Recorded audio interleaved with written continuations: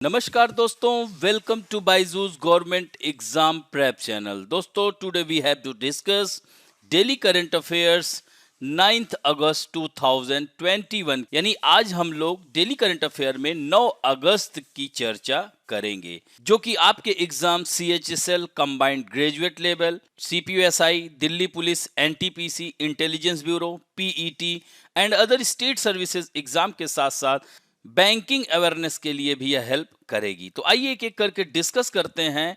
National affairs J&J यानी Johnson and Johnson single dose Covid vaccine given approval for emergency use in India. यानी भारत में एक और vaccine को मंजूरी मिल गई है। यानी कोविड-19 नामक इस बीमारी से लड़ने के लिए हमें एक हथियार और मिल गया है। तो भारत में जॉनसन एंड जॉनसन की एक खुराक वाले कोविड-19 रोधी टीके के आपात इस्तेमाल को मंजूरी दे दी गई है। तो केंद्र सरकार ने यह इजाजत दी है।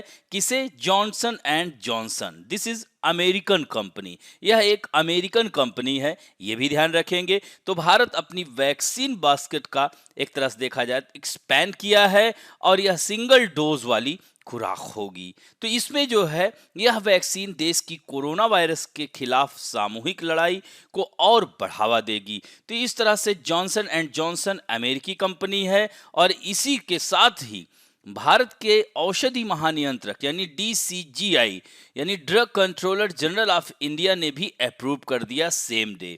अब टोटल 5 हो गई हैं। यानी 5 वो कौन कौन सी? तो कोविशील्ड के बारे में जानते ही होंगे, भारत बायोटेक की कोवैक्सीन, और कोविशील्ड किसकी है? Serum institute of India. और रूस की स्पुतनिक और मॉडर्ना को मंजूरी पहले ही मिल चुकी है, यह भी अमेरिकन है मॉडर्ना। और इसके बाद यहां पर आप देख सकते हैं कि जॉनसन एंड जॉनसन की वैक्सीन के बाद संख्या बढ़कर 5 हो गई है। और अगला जो है, अगली पंक्ति में कोवोवैक्स को भी वैक्सीन का नाम है, यह अगली पंक्ति में है। यानी यह भी जुड़ेगी और यह भी अमेरिका स्थित जैव प्रौद्योगिकी फर्म नोवावैक्स ने भारत के ड्रग कंट्रोलर जनरल से पहली प्रोटीन आधारित कोविड वैक्सीन कोवैक्स के आपातकालीन उपयोग के लिए मंजूरी मांगी है। तो इस तरह से यह कोवोवैक्स भी हो जाएगा, तो 6 हो जाएंगी हमारे साथ। तो इस तरह से हमारे देश में कोविड-19 नामक बीमारी से लड़ने के लिए 6 वैक्सीन हो जाएंगी। तो इस तरह से नोवावैक्स जो है और भारत, इस तरह से भारत का जो सीरम इंस्टीट्यूट के साथ साझेदारी के माध्यम से तैयार किया गया है, ये भी पॉइंट याद रखेंगे। अब बढ़ते हैं इंटरनेशनल अफेयर्स में। Volcano eruption in Indonesia.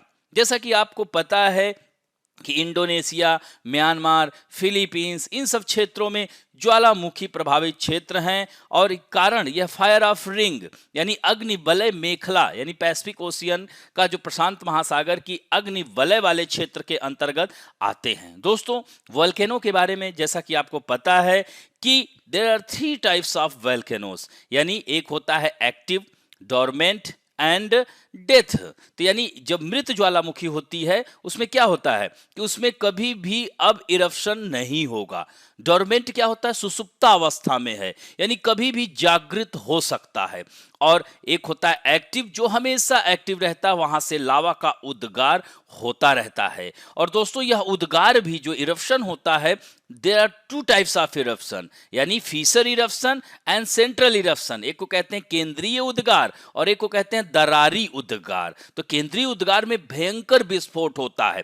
ये आप देख सकते हैं, इस तरह से छोटा ये क्रेटर है, छोटा रूप जो होता है, और जब भयंकर अंदर से गैस, लावा, मैग्मा ये सब बाहर जब आता है तो भयंकर विस्फोट करता है और ये क्रेटर बड़ा रूप ले लेता है। इसी को काल्डेरा कहा जाता है। यही कारण है कि वॉल्केनिक रूप जो है, वॉल्केनिक लेक का भी निर्माण हो जाता है। यही कारण है कि विश्व की सबसे बड़ी वॉल्केनिक लेक या कह सकते हैं काल्डेरा लेक कहां पर है? इंडोनेशिया में ही है, लेक टोबा, जो कि सुमात्रा द्वीप में स्थित है। अभी आगे मानचित्र में हम आपको दिखाएंगे। तो पहले खबर देखते हैं। तो इंडोनेशिया के सबसे अधिक सक्रिय ज्वालामुखी पर्वत। अब देखिए, यह भी प्रश्न पूछा जा सकता है कि which is the most active volcano mountain in Indonesia? That is Merapi mountain. तो माउंट मेरापी में विस्फोट होने से जावा के घनी आबादी वाले द्वीपों पर चारों ओर धुएं और राख का गुबार छा गया है। तो इस तरह से वहां पर हिदायत दी गई है कि 4-5-6 किलोमीटर तक की दूरियों पर लोग ना जाएं। तो इसमें जो है pyroclastic material consisting of mixture of rock, debris, lava and gases also erupted from the volcano, यानी इस ज्वालामुखी से फूटकर बहने लगा और जिसकी वजह से हाहाकार मच गया और ज्वालामुखी की सक्रियता में इजाफा हुआ है। खासकर माउंट मेरापी में 2010 में हुआ था, तो उसमें करीब 347 लोगों की मौत हुई थी और इस तरह से 120 से अधिक एक्टिव वॉल्केनोज हैं इंडोनेशिया में, जिसमें सबसे एक्टिव माना जा रहा है माउंट मेरापी को। तो ये भी पॉइंट ध्यान रखेंगे। और तो यहां पर आप देख सकते हैं माउंट मेरापी कहां, ये जावा द्वीप है। दोस्तों याद रखिएगा, इसे द्वीपों का देश कहा ही जाता है। 14,000 से अधिक द्वीप इंडोनेशिया में है।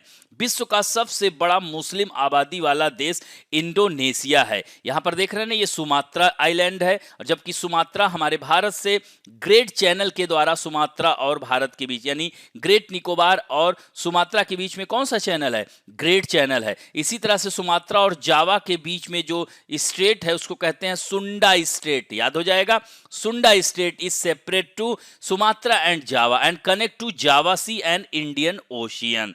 याद रखेंगे, यह कालीमंटन द्वीप है, यह भी इंडोनेशिया का ही सबसे बड़ा द्वीप है। और माउंट मेरापी पूछ लिया जाए कि किस द्वीप में स्थित है, कालीमंटन में है कि सेलिबीज में है कि सुराबाया में है कि सुमात्रा में है, ऐसे पूछ लेता है। और ये माउंट मेरापी यहां पर योग्य करता, ये बहुत ही महत्वपूर्ण शहर है, यहीं पर है, ये देख रहे हैं सुराबाया है। तो इस तरह से इसे ध्यान रखेंगे। अब बढ़ते हैं दोस्तों, इंडिया यूनाइटेड अरब अमीरात कंडक्ट नॉवल एक्सरसाइज, इसका नाम क्या है, सीधे सीधे प्रश्न आ जाएगा कि इस नौसेना अभ्यास का नाम क्या है। तो जायद तलवार 2021, यह द्विपक्षीय यानी बायलेटरल यह नॉवल एक्सरसाइज है। कहां हो रहा है, आबू धाबी के तट पर हो रहा है। यूनाइटेड अरब अमीरात की यह कैपिटल है। दोस्तों इस जायद तलवार में भारतीय नौसेना के युद्धपोत INS कोची एंड 2 MK-42B हेलीकॉप्टरों ने हिस्सा लिया है। एट द सेम टाइम, यानी वहीं यूनाइटेड अरब अमीरात की ओर से Al Dhafra missile and AS-565B Panther helicopter इसमें पार्टिसिपेट किए हैं। तो यह सब भी ध्यान रखेंगे। और इस तरह से अभी कुछ दिन पहले ही देखा होगा, इजरायली कंपनी के तेल टैंकर पर हुए ड्रोन हमले के चलते एक ब्रिटिश नागरिक और रोमानिया के एक नागरिक की मौत के बाद खाड़ी क्षेत्र में यानी गल्फ क्षेत्र में यह तनाव के बीच यह नौसैनिक अभ्यास किया जा रहा है। तो यह इससे जो है सुरक्षा के दृष्टिकोण से यह सब किया जाता है। यूनाइटेड अरब अमीरात, यहां पर आप देख सकते हैं अबू धाबी इसकी कैपिटल है, यह फारस की खाड़ी है, यह ओमान की खाड़ी है। यहां पर ये देख रहे हैं ना, अंदर तक यह ओमान है और बीच में क्या है, ये हार्मुज स्टेट है। यही कारण है कि Hormuz strait is separate to Iran and Oman. और ओमान की कैपिटल क्या है, मस्कट है। अब यहां पर इसके शहरों को भी याद रखिएगा, अल फुजैर है, हाँ दुबई यहां पर ही है, अबू धाबी है। यह देख सकते हैं फारस की खाड़ी और ओमान की खाड़ी। तो फारस की खाड़ी के में तटीय क्षेत्र में स्थित अबू धाबी, यहीं पर हो रहा है यह नौसैन्य अभ्यास। और वहां के प्रेसिडेंट है खलीफा बिन जायद अल नहयान और वहां की जो करेंसी है दिरहम है। अब बढ़ते हैं दोस्तों important scheme, commission and committees में। PM किसान सम्मान निधि योजना, दोस्तों आज 9वीं किस्त जारी की गई। किसानों की आय को बढ़ाना भारत सरकार का लक्ष्य है। 2022 तक भारत के किसानों की आय को दुगना करने में भारत सरकार लगातार प्रयासरत है। तो यही कारण है कि मोदी सरकार ने 24 फरवरी 2019 को यह प्रधानमंत्री किसान सम्मान निधि स्कीम को स्टार्ट किया था। और इस योजना का जो मेन ऑब्जेक्टिव्स है वह increase the income of the farmer of the country and directly help them financially. तो यानी कि यही कारण है कि डायरेक्ट उनके खाते में यह पैसा ट्रांसफर होता है। तो किसानों को साल में 3 बार 2-2 हजार रुपए की यह आर्थिक सहायता दी जाती है। और इस योजना की जो पहली किस्त होती है वह 1 दिसंबर से 31 मार्च के बीच में ट्रांसफर की जाती है, जबकि सेकंड जो है 1 अप्रैल टू 31 जुलाई एंड थर्ड किस्त होती है 1 अगस्त टू 30 नवंबर तक की जाती है। तो अभी तक 8 किस्तों का पैसा किसानों के खातों में आ चुका है। तो इस तरह से डायरेक्ट किसानों के बैंक अकाउंट में यह मनी ट्रांसफर की जाती है। दोस्तों, under this scheme more than 1.38 lakh crore has been transferred to the bank account of farmer families by the central government so far. तो यह भी याद रखेंगे। और इस तरह से 9वीं किस्त में भी 19,500 करोड़ रुपए आज ही ट्रांसफर किए गए। और थोड़ा सा यह देख सकते हैं 2019 में पहली किस्त, दूसरी किस्त, तीसरी, चौथी, इस तरह से 9वीं किस्त आज जारी की गई। ये एक जगह मैंने कर दिया। अब बढ़ते हैं दोस्तों इन्वायरमेंट एंड इकोलॉजी में। आज हम बात करेंगे एक बहुत ही महत्वपूर्ण संस्था है जो जलवायु परिवर्तन या जो भी परिवर्तन हमारे पर्यावरण में, हमारे जो पृथ्वी में जो होने वाले चेंजेज हो रहे हैं ग्लोबल वार्मिंग के कारण या क्लाइमेटिक चेंज के कारण, तो उस पर यह संस्था काम करती है। इस संस्था का नाम है inter governmental panel for climate change. याद रखना, वनडे एग्जाम में इसका फुल फॉर्म ही पूछ लेता है कि आईपीसीसी का फुल फॉर्म क्या है। हमारे देश के आर.के. पचौरी भी इसके अध्यक्ष रह चुके हैं। जब इसे 2007 में, याद रखिएगा, नोबेल पुरस्कार, नोबेल का पीस प्राइज मिला था, तब वही अध्यक्ष थे। 2015 में वह उनको त्यागपत्र देना था किसी स्कैम में नाम आ जाने की वजह से। तो दोस्तों, विश्व मौसम विज्ञान संगठन यानी World Meteorological Organization and the United Nation Environment Programme establish the IPCC in 1988 and it was later endorsed by the United Nations General Assembly। फिर बाद में इसका समर्थन किसे मिला? किसका समर्थन मिला? संयुक्त राष्ट्र महासभा का। This organization evaluate the climate and issues its report at interval of few years, यानी कुछ सालों के अंतराल में यह क्या करता है? रिपोर्ट जारी करती है। तो the IPCC select hundreds of scientists from around the world, यानी विश्व के 100 से अधिक वैज्ञानिकों, सरकार और उद्योग जगत से, यानी वैज्ञानिकों को चुनती है। और यह क्या है? वैज्ञानिकों, सरकार, उद्योग जगत से जुड़ी रिपोर्टों की समीक्षा करने के बाद मूल्यांकन रिपोर्ट जारी। अभी जैसे ये जो अभी आने वाली रिपोर्ट है, अभी मूल्यांकन चल रहा है, 2022 में यह रिपोर्ट सौंपेंगे। तो यह भी ध्यान रखेंगे। और 2007 में इसको नोबेल का शांति पुरस्कार, इन्हीं के साथ ही अमेरिका के वाइस प्रेसिडेंट अल गोरे को भी नोबेल का पीस प्राइज मिला था। और आईपीसीसी का हेडक्वार्टर जिनेवा में है, स्विट्जरलैंड में। और वर्तमान में इसके जो प्रमुख हैं, कोरिया के डॉक्टर हो सुंग ली साहब हैं। ये भी ध्यान रखेंगे। अब बढ़ते हैं various national international personality news में। Government extended service of Rajiv Gauba as cabinet secretary for 1 year, यानी 1 साल के लिए इनकी सेवा का विस्तार किया गया है। राजीव गौबा साहब 1982 बैच के IAS ऑफिसर हैं। और यह केंद्रीय कैबिनेट की नियुक्ति समिति ने इनके जो 30 अगस्त को रिटायर हो रहे थे, इनके सेवा विस्तार की मंजूरी दे दी गई। तो इस तरह से पीके सिन्हा के रिटायरमेंट के बाद राजीव गौबा ने 2019 को भारत सरकार में नए कैबिनेट सचिव के रूप में पदभार संभाला था। और दोस्तों, यह अंतर्राष्ट्रीय मुद्रा कोष में भारत का प्रतिनिधित्व भी कर चुके हैं। इंटरनेशनल मॉनेटरी फंड में 4 ईयर तक, आर्टिकल 370, नक्सलिज्म, बहुत सारे कार्यों में इनका जो है हस्तक्षेप रहा है। और इनका जो है, इनकी बातों को सरकार ने निर्णय के रूप में लिया है। अब बढ़ते हैं दोस्तों महेंद्र सिंह धोनी, कूल कैप्टन, जो कि अब संन्यास ले चुके हैं। तो Mahendra Singh Dhoni become the first brand ambassador of HomeLane. यह होमलेन कंपनी है इसके पहले, और इन्होंने इसमें निवेश भी किया है इस नई कंपनी में। यही कारण है कि इनको इक्विटी भागीदार और ब्रांड एम्बेसडर के रूप में होमलेन कंपनी ने 3 साल के लिए स्ट्रेटजिक पार्टनर इनको नियुक्त किया है।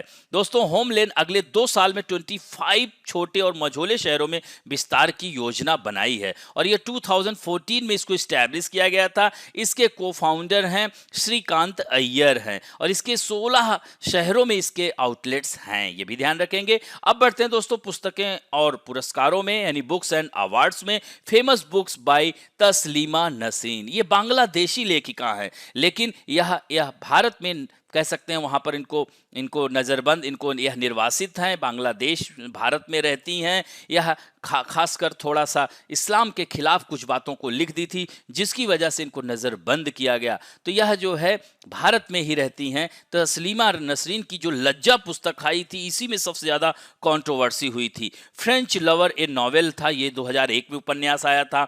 मैं बेला माई बंगाली गर्ल, ये भी बहुत चर्चित था। माई गर्लहुड एंड ऑटोबायोग्राफी तस्लीमा नसरीन की ही ही बुक है, इनकी का है, द्विखंडितो है, निर्वासन है, शोध है, रिवेंज है, ये सब जो है याद रखिएगा महत्वपूर्ण पुस्तकें। बस सीधे सीधे मिलान करने को आ जाएगा। अब बढ़ते हैं banking and finance related news में। Haryana government has tied up with Walmart and Haqdarshak, यानी वॉलमार्ट वृद्धि और हक दर्शक के साथ हरियाणा गवर्नमेंट ने MOU पर साइन किया है। यानी Haryana government has taken another important step in the direction of providing international market to products of MSME sector of the state. यानी कह सकते हैं कि MSME के उत्पादों को अंतरराष्ट्रीय बाजार में उपलब्ध करवाने की दिशा में एक और अहम कदम हरियाणा गवर्नमेंट ने उठाया है। तो in the presence of Haryana deputy chief minister कौन है? युवा हैं Dushyant Chautala. The Haryana government has sign an MOU with the company Walmart Vriddhi and Haqdarshak. तो जैसे आपके एग्जाम में सीधे सीधे आएगा कि अभी हाल ही में हरियाणा सरकार ने किन दो कंपनियों के साथ जो है MOU पर साइन किया है, तो वॉलमार्ट वृद्धि एंड हक दर्शक कंपनी के साथ। सीधे सीधे ये याद रखेंगे। और दोस्तों, राज्य सरकार प्रदेश में अधिक से अधिक उद्योग लगाना चाहती है ताकि युवाओं को रोजगार मिल सके, युवा लोग पलायन न कर सके, और बड़े उद्योगों के अलावा MSME को भी बढ़ावा देना। हरियाणा उद्योग एवं रोजगार नीति 2020 में निवेशकों को कई प्रकार की रियायतें दी जा रही हैं। तो इस तरह से राज्य सरकार केंद्र की जो मेक इन इंडिया पॉलिसी है उसी को अपना रही है, उसी के तहत ही मेक इन हरियाणा नीति को वह तवज्जो दे रही है। तो यह महत्वपूर्ण है। वहीं पर देखा जाए तो वॉलमार्ट के साथ MOU साइन होने के बाद प्रदेश के MSME के उत्पाद जहां 24 देशों में प्रदर्शित होंगे, वहीं 48 बैनर्स के नीचे 10,500 स्टोर में उपलब्ध हो सकेंगे। और इसी तरह से with the signing off MOU with हक दर्शक company, it will be easy for the MSMEs of the state to access the service of government and private welfare। इसमें मदद करेगी। और यह जो हक दर्शक है 22 राज्यों में 7,000 वेलफेयर जो कह सकते हैं कल्याणकारी योजनाएं, वेलफेयर स्कीम की विस्तृत जानकारी वेबसाइट पर उपलब्ध है, जिससे MSME को लाभ मिलेगा। तो ये भी पॉइंट ध्यान रखेंगे। अब बढ़ते स्पोर्ट न्यूज में। टोक्यो ओलंपिक 2020 क्लोजिंग सेरेमनी की कुछ खास बातों को हम लोग चर्चा करेंगे, जो कि 8 अगस्त को समाप्त हुआ है। यह 8 अगस्त 2021 को, जबकि यह ओलंपिक 2020 था, लेकिन कोरोना की वजह से यह एक साल लेट हो गया। तो टोक्यो ओलंपिक का आयोजन 23 जुलाई से 8 अगस्त तक चला था। ये डेट भी याद रखा कर, ये कभी कभी आ जाता है। और दोस्तों, जापान इससे पहले 1964 में, फिर सापोरो में शीतकालीन, 1998 में भी शीत, यानी 2 बार शीतकालीन और 2 बार ग्रीष्मकालीन। तो यह जो इस बार का है वो चौथा होगा। और एक सबसे महत्वपूर्ण फैक्ट है, जापान का टोक्यो शहर एशिया का पहला ऐसा शहर हो गया है जो 2 बार होस्टिंग किया है ग्रीष्मकालीन यानी समर ओलंपिक की। तो the national anthem of the next host country was sung for the first time before the Olympic torch was extinguished which was filmed as a film in the host city। और दोस्तों, इस तरह से अब 33वां Olympic कहाँ होगा? France की capital Paris में होगा। तो वह मेजबान की भूमिका को अपनाता दिखा। इस बार पहली बार ऐसा किया गया। और दोस्तों, India finish the game at the Tokyo game 2020 with its best ever Olympic medal tally of 7, यानी 7 पदकों के साथ समाप्त किया और यह इतिहास रच दिया। और इस बार bronze medallist Bajrang Punia was the flag bearer at the closing ceremony. ये भी पूछ सकता है कि समापन समारोह में कौन थे? बजरंग पूनिया। जबकि उद्घाटन समारोह में MC मेरी कॉम एंड पुरुष हॉकी टीम के कप्तान मनप्रीत सिंह थे। और यहां पर थोड़ा सा पदक तालिका शुरू के 5 कम से कम याद रखें और हम अपने भारत की स्थिति को भी देख लें। तो यहां पर आप देख सकते हैं 39 गोल्ड के साथ सबसे ज्यादा यूनाइटेड स्टेट ऑफ अमेरिका का, चीन 38 gold, 27 gold, Japan 3rd rank पर, Great Britain 22 and Russian Olympic committee, रूसी फेडरेशन 20 कह सकते हैं। और भारत 1 गोल्ड के साथ 48 रैंक, और ये टॉप 5 रैंक हमने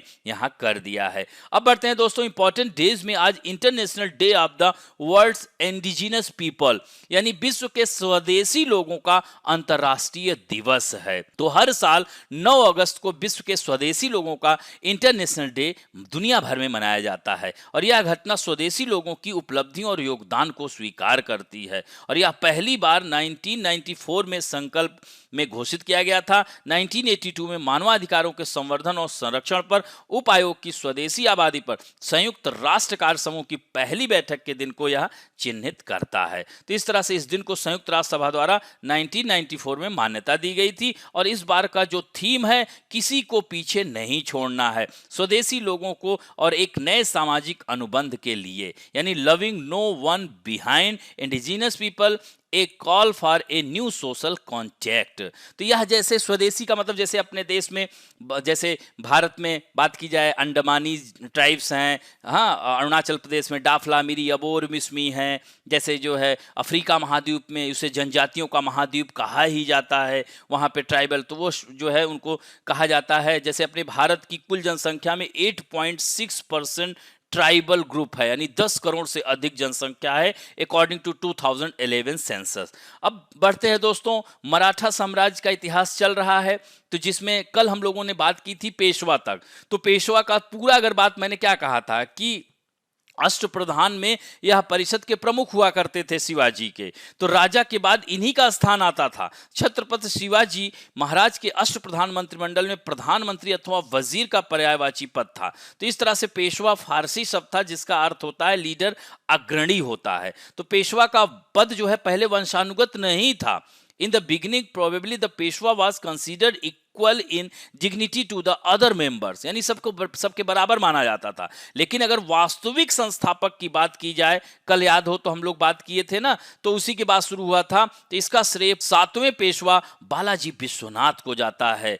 याद हो, कल बताया था साहू जी महाराज ने इनको 1713 में ही यह पेशवा की उपाधि दे दी, और पेशवा फिर 1749 में जो सगोला की संधि हुई थी उसके बाद यह वंशानुगत हो गया, यानी अब उन्हीं के ही वंश के लोग जो है इसकी परंपरा को निभाएंगे। तो इस तरह से छत्रपति साहू जी महाराज ने मदद की थी। तो किसको जाता है श्रेय? बालाजी विश्वनाथ को जाता है वंशानुगत, यानी इसको जो है फिर इसके बाद उन्हीं के ही। तो इस तरह से यह जो पीरियड रहा है पेशवाओं का, तो मेन जो शुरू होता है 1714 से 1720 तक बालाजी विश्वनाथ पहला और फर्स्ट बाजीराव पेशवा 1720 से 1740 तक थे। 1740 से 1761 तक बालाजी बाजीराव पेशवा थे, और माधवराव बल्लाल पेशवा जो है 1761 से 1772 तक, नारायण राव पेशवा 1772 से 1774 तक, रघुनाथ राव पेशवा इनका बहुत छोटा टर्म था, फिर 1774 में ही सवाई माधवराव पेशवा आए 1774 से 1795 तक, और सेकंड बाजीराव पेशवा 1796 से 1818 तक। ये ध्यान रखिए। इसी के बाद ये अंतिम मराठा कह सकते हैं। सेकंड नाना साहब पेशवा आए but could not sit on the throne, इसी को हिंदी में दिया है। अब बढ़ते हैं आप लोगों के सेक्शन में। आज उत्तर देने वालों में हैं संदीप यादव, नीतू गौतम, ज्योति गर्ग, स्नेहा शर्मा, एकता, साई तेजा डुग्गी, विनोद जायसवाल, स्टार नेटवर्क, भूषण सिंह, स्वागतिका दलाई, मुस्कान हरुण शेख, विवेक शुक्ला, डॉक्टर BL देवांगन, गोलू पासवान, सिद्धांत पासवान। इतने लोगों ने कमेंट और उत्तर दोनों दिया है।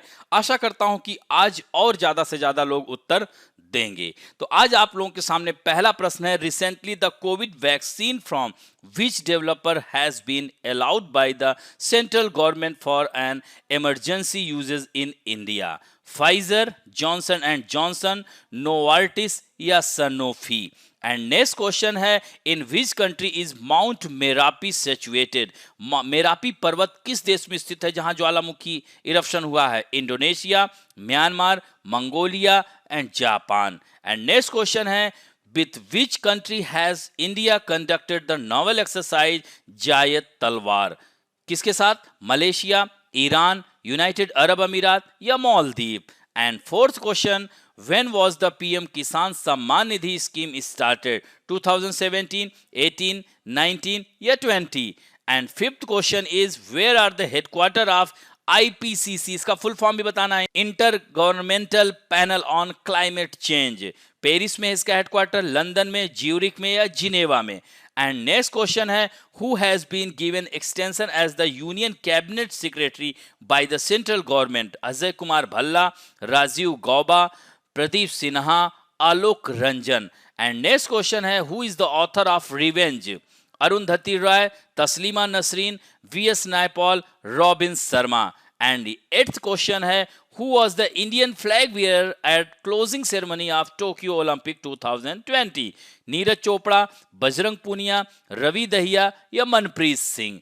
एंड नाइन्थ क्वेश्चन है when is the International Day of the World Indigenous People celebrated? 7th August, 8th August, 9th अगस्त या 10th August. And last question है which Peshwa is credited with giving the post of Peshwa a hereditary form यानी वंशानुगत वंश परंपरागत रूप देने का श्रेय किस पेशवा को दिया जाता है? बालाजी विश्वनाथ पेशवा, प्रथम बाजीराव पेशवा या बालाजी बाजीराव पेशवा या माधवराव बल्लाल पेशवा। तो इस तरह से इन 10 क्वेश्चन के आंसर दीजिएगा। आशा करता हूं कि आज का भी वीडियो आप लोगों को अच्छा लगेगा। दोस्तों अच्छा लगे तो please like, share, subscribe and bell icon दबाना ना भूलें।